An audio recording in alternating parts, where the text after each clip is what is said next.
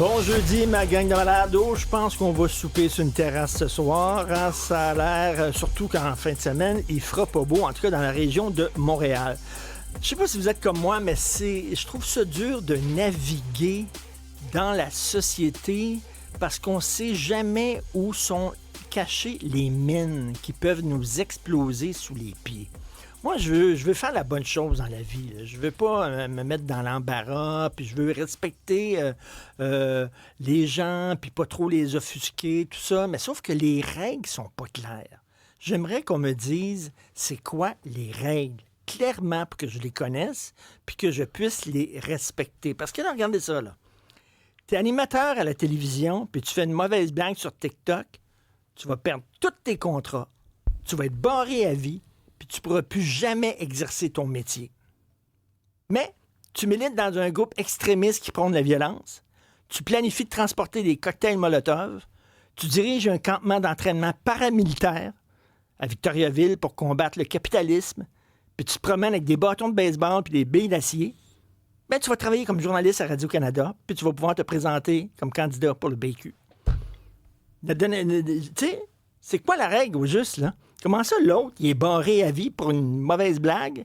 Puis on ne dira jamais c'est une erreur de jeunesse, mais l'autre, c'est une erreur de jeunesse. T'es blanc, tu te déguises en noir, puis tu danses la claquette. Ils vont dire que t'es raciste, puis tu perpétues des stéréotypes discriminatoires, avec raison. T'es un homme, tu te déguises en femme, puis tu joues la bitch. On va dire que t'es drôle, puis on va te demander d'animer des galas. C'est quoi la règle? Je la comprends pas. T'es une femme, tu décides de rester à la maison puis d'élever tes enfants. On va te dire que tu ramènes les femmes 70 ans en arrière. Tu portes un voile, puis tu caches tes bras puis tes jambes. On va dire que c'est ton choix puis qu'il faut le respecter. Comment ça se fait que la femme qui décide de rester à la maison avec ses enfants, elle, on dit pas c'est ton choix. Non, t'es écœurant. Ton mari, c'est un masculiniste qui prône les valeurs traditionnelles. Puis l'autre qui est voilé, on dit rien de son mari. C'est son choix. Il faut le respecter. T'achètes un capteur de rêve autochtone, tu mets ça dans ta chambre à coucher. C'est de l'appropriation culturelle. Tu vas sur une réserve amérindienne, dans les boutiques, qu'est-ce qu'on te vend? Des capteurs de rêve, Christy. C'est ça qu'ils te vendent eux-mêmes, les autochtones. Tu dis que les Italiens puis la mafia, tu sais, les Italiens puis la mafia, amalgame, stéréotype, avec raison. Êtes-vous déjà allé dans la petite Italie à New York, sur Baker Street? Tous les restaurants italiens qui sont propriétés d'Italiens, ils ont tous un poster du parrain puis de Goodfellas.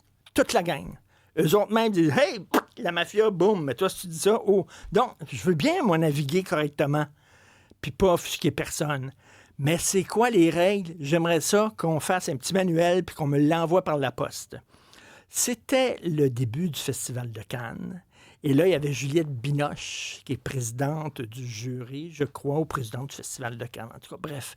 Puis elle a prononcé un discours. Il n'y a rien de mieux quand les artistes se mettent à faire la leçon. Alors, elle a dit, « Fille du Festival de Cannes, née actrice dans cette même salle, du fond de mon cœur, je vous remercie et je remercie le festival. Les artistes ont la possibilité de témoigner pour les autres. Plus le niveau de souffrance augmente et plus leur implication est vitale. Guerre, misère, dérèglement climatique, misogynie primaire, les démons de nos barbaries ne nous laissent aucun répit. Le vent des douleurs est aujourd'hui si violent et emporte les plus faibles, les otages du 7 octobre et tous les otages, les prisonniers, les noyés qui endurent la terreur et meurent dans un terrible sentiment d'abandon et d'indifférence. Et là, c'était grandiloquent, là. Tu sais, là, ma mère dirait ascré. Tu sais, ascré, là. Elle joue l'artiste engagé. Puis là, elle dit, il faut guérir nos ignorances et lâcher nos peurs, notre égoïsme. Il faut changer de cap et face à l'orgueil, redonner de l'humidité, de l'humilité à ses fourrés ben reine. Tout le monde regarde, what the fuck is that?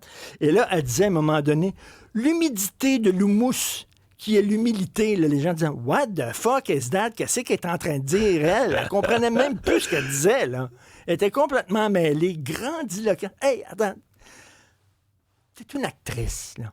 OK, là, tu voyages en jet privé, là. Tu sais, t'es traité aux petits oignons par tout le monde. Là. Tu fais je sais pas combien de millions par film, là, s'il te plaît. Fais pas la leçon à personne. Comme disait Ricky Gervais, là, quand il animait les Golden Globes, il regardait les gens qui étaient dans la salle et dit, vous êtes les dernières personnes qui doivent faire la leçon aux gens.